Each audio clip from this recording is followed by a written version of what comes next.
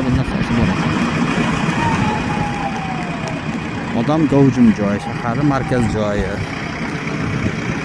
Kattagina Kafkasiga kiramizda ko'ramiz. Bu yerda ichkarida domlar ko'p ekan. Mana kirgan joyda magazinlar bor mana oldida.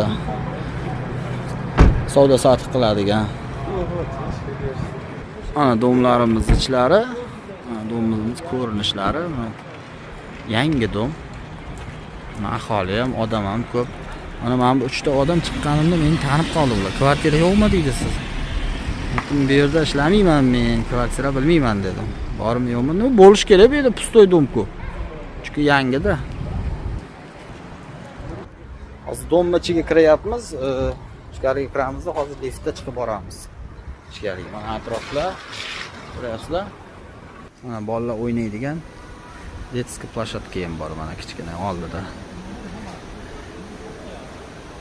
Mana bu yerda ichkarida domlar ham ko'p ekan. Uje hammasida odam yashayapti, adashmasam.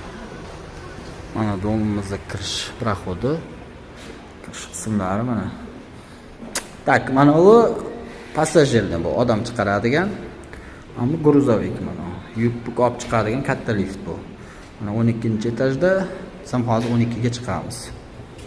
Bosaylik. Liftga kiramiz, hozir tepaga ko'tarilamiz. Liftni chaqirdik. Biz ham kelyapti mana 3 ga. 2 tepaga chiqib ketdi bu.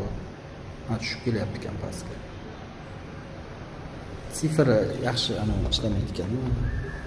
4 ga keldi. Mana liftimiz keldi. Liftimizda svet ham yo'q ekan. Ammo lift ishlamayapti, kameralari bor ekan. Mana buni bosamiz 12 ni. Bosamiz. Ketdik. Mana liftlarni ko'rlang, yangi. Oynasi ham bor.